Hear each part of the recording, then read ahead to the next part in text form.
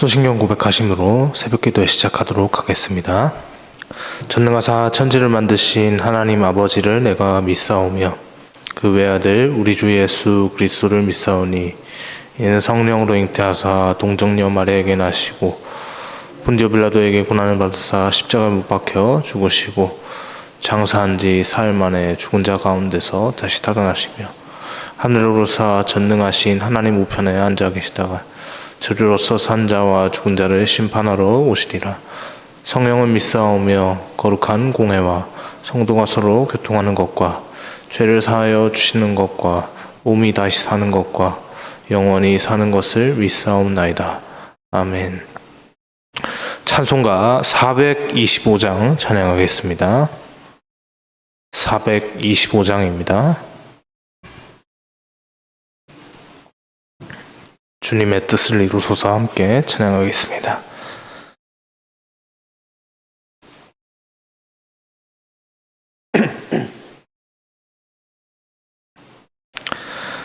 주님의 뜻을 이루소서 고요한 중에 기다리니 진흙과 같은 날 빚으사 주님의 형상 만드소서.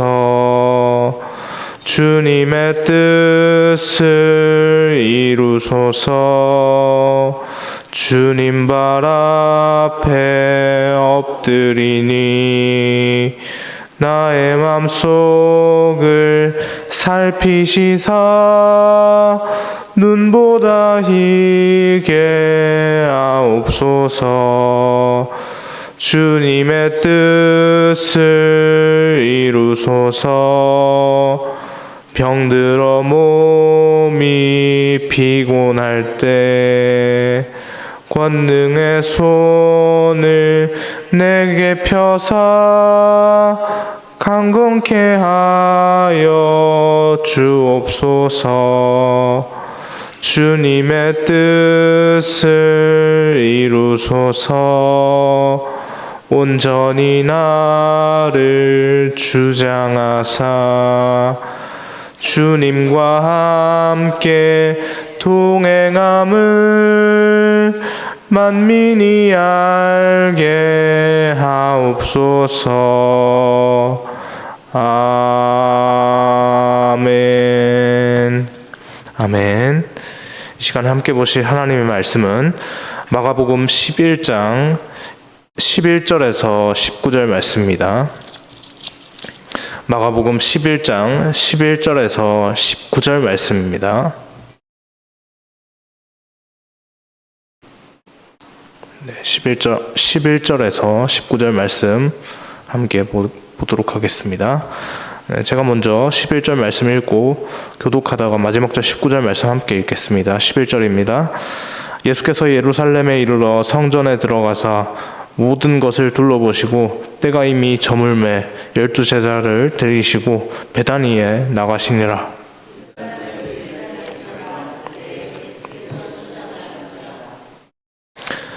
멀리서 잎사귀 있는 한 무화과 나무를 보시고 혹 그 무화과 나무에 무엇이 있을까 하여 가셨더니 가서 보신즉 잎사귀 외에 아무것도 없더라. 이는 무화과의 때가 아님이라.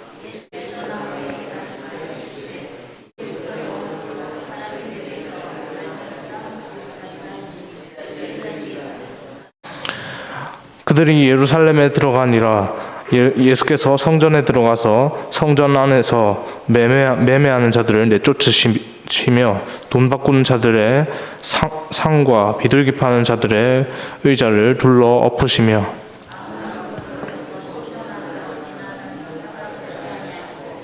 이에 가르쳐 이르시되 기록된 바 내 집은 만민의 기도하는 집이라 칭함을 받으리라 라고 하지 않았느냐. 너희는 강도의 소굴을 만들었도다 하시매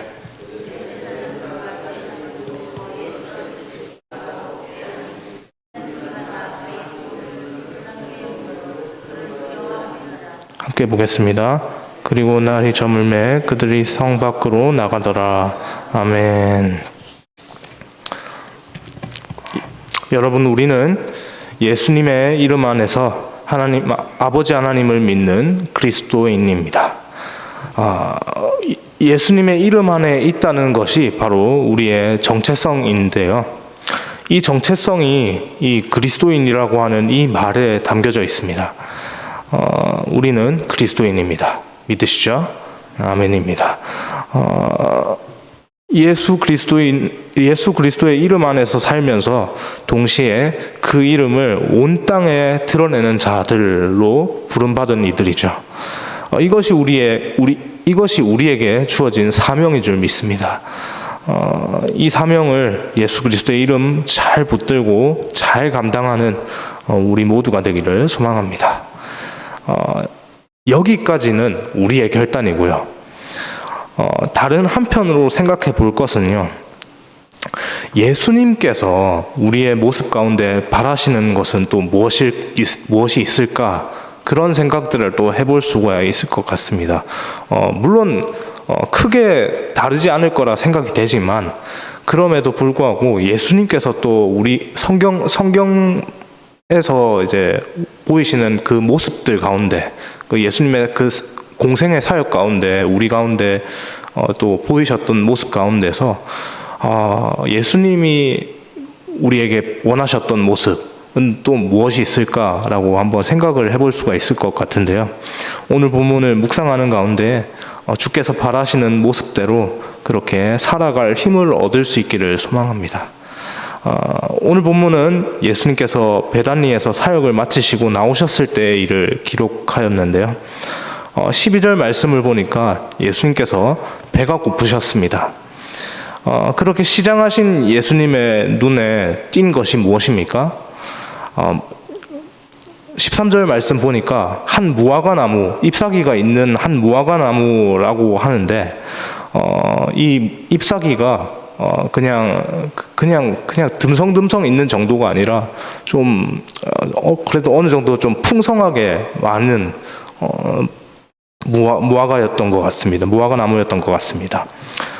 여러분, 일반적인 경우에 나무의 잎사귀가 좀 이렇게 좀 많이 자라 있고 이렇게 좀 그럴듯하게 좀 이렇게 좀 번지르르하게 이렇게 보인다고 한다면 그것은 그 나무가 건강하다는 증거인가요? 아니면 비실비실 아프다는 증거인가요? 잎사귀가 없는 것보다는 있는 게 그래도 건강하다는 것 아니겠습니까? 좀 영양분도 좀 풍성히 좀 받고 이렇게 좀 잘 지내고 있다, 잘 살고 있다라는 그런 증거이겠죠. 건강하다는 것이죠. 건강한 나무이면 우리가 그 나무로부터 기대할 수 있는 것들이 있습니다. 열매가 풍성하게 맺히는 것이죠. 물론 열매를 맺지 않은 나무들도 있지만 그럼에도 불구하고 오늘 본문에 있는 무화과 나무 같은 경우에는 무화과라는 열매를 맺습니다. 그런 열매를 맺을 수 있는 나무에서 이렇게 풍성한 잎사귀가 이렇게 자라나 있는 것을 보면 이 나무에서 참 열매가 풍성하게 잘 맺혀지겠구나, 이런 것들을 기대할 수가 있는 것이죠.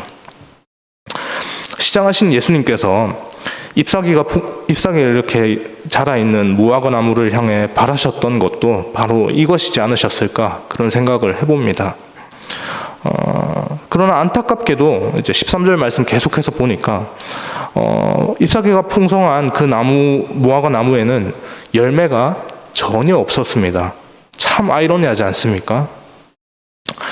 제가 방금 전에 잎사귀가 풍성하면 과실도, 그 열매도 또한 풍성하게 맺을 것이라고 그렇게 예상이 된다라고 그렇게 말씀을 드렸습니다. 특별히 무화과는 보니까 잎사귀와 열매가 동시에 맺어지는 그런 특성이 있습니다. 그런 특성까지 더해서 생각을 해본다면 열매 없이 잎사귀만 무성한 이 무화과 나무의 상태는 더더욱 좀 기형적이다라고 그렇게 보여지지 않습니까? 잎사귀는 풍성한데 어찌 열매만 이렇게 없을 수가 있단 말입니까? 참 이해할 수 없는 상황이죠. 예수님께서는 열매 없이 잎사귀만 무성한 이 무화과 나무를 어떻게 하셨습니까? 저주하셨다고 합니다. 본문 14절입니다. 14절 말씀 함께 읽겠습니다. 예수께서 나무에게 말씀하여 이르시되 이제부터 영원토록 사람이 내게서 열매를 따먹지 못하리라 하시니 제자들이 이를 듣더라. 인자하시고 사랑이 많으신 예수님께서 이렇게 화를 내시는 것을 넘어서 무화과 나무를 너는 절대 앞으로 그렇게 못할 거야 라고 하면서 단정을 지으면서 저주하시는 모습까지 보이니 참 이런 모습, 예수님이 어떻게 이렇게까지 좀 세게 나가실까라고 하는 좀 그런 놀라운 마음이 좀 들기도 하는데요. 여러분, 사람들은 이제 공복 상태일 때, 밥이 채워지지 않고 이 뱃속이 비어 있는 이 공복 상태일 때 평소보다 많이 좀 예민해지는 경향이 있습니다. 평소라면 전혀 마음에 거리낄 것이 없고 아무렇지도 않은 것들도 공복으로 예민해진 상태에서는 아무것도 아닌 것들이, 평소에 아무것도 아닌 것들이 예민한 그 상태에서는 아무것도 아닌 게 됩니까? 아무것도 아닌 게 아닌 거죠. 하나하나가 다 이게 머릿속에 이게 신경이 쓰이고 거슬리는 겁니다. 잎사귀만 무성한 그 무화과 나무를 향해 저주하시는 예수님을 이런 관점에서 바라보는 게 맞습니까? 예수님 또한 이렇게 공복 상태이셨기 때문에 좀 예민해지셔서 평소에 안 하시던 모습으로 이렇게 무화과 나무를 저주까지 하신 게 아닌가라고 그렇게 보는 게 맞습니까? 물론 예수님이 연약하고 부족한 인간의 몸을 입고 오셨기 때문에 예수님도 시장하신 그 감정들을 느끼시고 시장하신 상태에 있을 수 있고 그렇습니다. 실제로 예수님께서 배고프셨고요. 그렇지만 그럼에도 불구하고 그것이 전부냐라고 한다면 그것 또한 맞지 않죠. 예수님께서는 이 땅에 오신 목적이 분명하지 않습니까? 하나님의 나라를 드러내고 하나님이신 자기 자신을 나타내시고 그렇게 하나님의 영광을 이루시기 위해서, 하나님의 영광의 사역을 이루시기 위해서 이 땅 가운데 오셨습니다. 그 예수님의 사역을 생각해 볼 때 그것만이 전부다라고 또 할 수가 없는 겁니다. 예수님께서 무화과 나무를 향해 이렇게 하셨던 이 저주는요, 단순히 공복 상태인데 무화과 나무에 열매 없는 그 상태, 그 잎만 무성한 그 상태에 화가 나셔서 충동적으로 하신 것이 아니라 이 무화과 나무를 상징적으로 사용하셔서 당시 이스라엘의 실상에 대해서 경고하신 것이다라고 이렇게 볼 수가 있는 겁니다. 예수님께서 바로 이 다음에 이 무화과 나무를 향해서 저주하신 다음에 보이셨던 그 바로 다음의 행보가 성경에 보니까 이어지는 15절 이후로 보니까 온갖 장사꾼들로 더럽혀진 그 성전을 청결케 하시는 것이기 때문에 그렇습니다. 그것과 연결되는 거죠.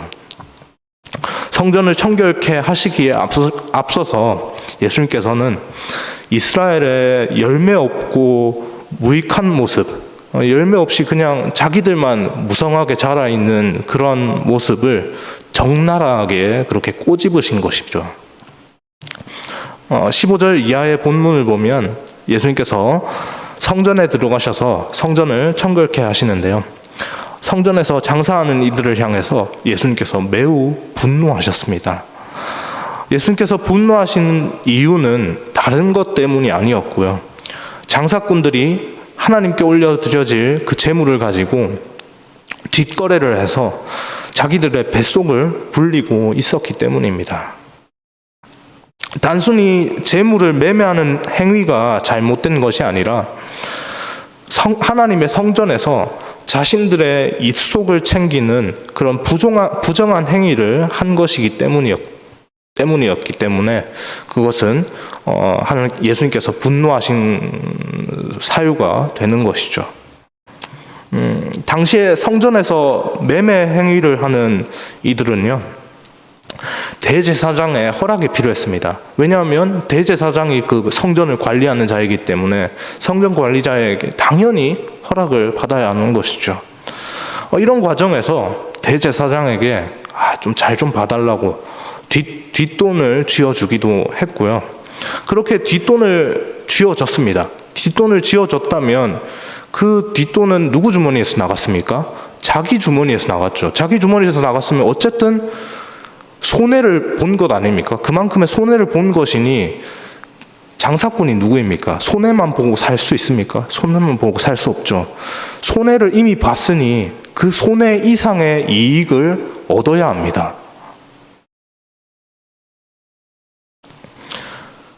그들 또한 그 손해 입은 만큼 그 이상의 마진을 남겨야 했기 때문에 그 재물을 매매하는 과정에서 폭리를 취하거나 혹은 부정한 재물인데 이 흠없는 재물로 이것을 둔갑을 시켜가지고 이런 말도 안 되는 매매 행위를 이제 자행한 것이죠. 이런 상황을 예수님께서는 좌시하지 않으셨습니다. 열매 없이 잎사귀만 있는 그런 무화과 나무를 보시고 저주하시는 것을 통해서 그 상황에 앞서서 먼저 이렇게 빗대어서 무화과 나무의 상태를 빗대어서 그렇게 경고하셨고요. 말로만 경고하시고 엄중하게 그렇게 하면 안 된다. 그거는 큰일 날 일이다라고 그렇게 엄중하게 경고하신 것이 아니라 온갖 행위들로 그렇게 더럽혀진 성전에 찾아가셔서 그 성전을 청결케 하셨습니다. 실제적으로 행동으로 옮기셨죠. 여러분, 이스라엘은 하나님께 특별히 선택받은 선민들입니다. 선택받은 민족, 선민들이죠. 하나님께서 이들에게 원하시는 것은요, 아름다운 열매를 맺는 것입니다. 하지만 좋은 열매를 맺기를 기대하는 주인에게 나무인 그 이스라엘이 보여준 것은 무엇입니까? 어떤 모습을 보여주었죠? 열매 없이 잎만 무성한 것이었습니다. 예수님께서는 이 현실을 분명히 보셨고요. 그리고 이 무화과 나무의 모습을 통해서 그들에게 엄중하게 경고하신 것입니다. 말씀을 정리하겠습니다. 이 말씀이 그때를 살아가는, 그 2000년 전에 그때를 살아가는 그 유대인들에게만 유효합니까? 저는 그렇지 않다라고 생각이 됩니다. 예수님의 이름 안에서 부름받은 우리에게도 동일하게 유효합니다. 하나님 아버지께 값없는 사랑을 받은 우리는 마땅히 하나님께, 그 아버지께 아름답고 선한 열매를 맺어 드려야 할 줄 믿습니다. 하나님께서는 잎사귀가 무성한 상태, 잎사귀만 무성해서 그냥 겉만 번지르르해 보이는 그런 상태가 아니라 진정으로 열매를 풍성하게 맺어서 그렇게 아주 좋은 열매를 맺고 살아가는 그런 실속 있는 그런 나무가 되기를 우리를 향해서 원하시고 계십니다. 특별히 우리 삶 가운데서 좋은 열매를 맺어서 그렇게 좋은 열매를 맺기를 날마다 소망하고 바라는 마음으로, 또한 기도하는 마음으로 그렇게 하나님께 영광을 올려드릴 수 있기를 소망합니다. 하나님께서 또한 우리 가운데 우리의 모습만으로는 좋은 열매를 맺어갈 수 없지만 하나님께서 함께 계심으로 인해서 그런 마음을 품고 살아가는 우리를 긍휼히 여기셔서 하나님께서 함께 계셔서 하나님의 함께 계심으로 인해서 우리가 더욱더 풍성한 열매, 좋은 열매도 하나님께 영광 올려드릴 수 있기를 주님의 이름으로 소망합니다. 기도하겠습니다. 사랑해 주님, 감사합니다. 하나님, 우리의 삶 가운데 하나님께서 기뻐하시는 좋은 열매, 풍성한 열매를 맺기를 원합니다. 아버지 그 열매들을 맺음으로 통해서 아버지 우리를 이 땅 가운데 보내신 그 아버지 하나님의 기쁨이 될 수 있도록 인도하여 주옵소서. 하나님 우리의 모습 가운데 참 우리의 모습만 생각해 본다면 이것이 철저하게 불가능할지는 모르겠지만 어쩌면 이것이 이것이 도무지 가능할까? 어떻게 하면 이것이 될까라고 그렇게 답이 나오지 않지만 그럼에도 불구하고 하나님께서 우리와 함께 계시고 우리 곁에서 우리를 붙잡고 계시는 분이시라는 것을 우리가 날마다 기억할 수 있도록 인도하여 주옵소서. 그 하나님, 우리와 함께 하시는 하나님을 붙잡으며 의지함으로 하나님의 능력으로 우리가 또한 하나님의 기쁨이 되는 우리의 모습이 되게 인도하여 주옵소서. 감사합니다. 이 모든 말씀 살아계신 예수님의 이름으로 기도합니다. 아멘.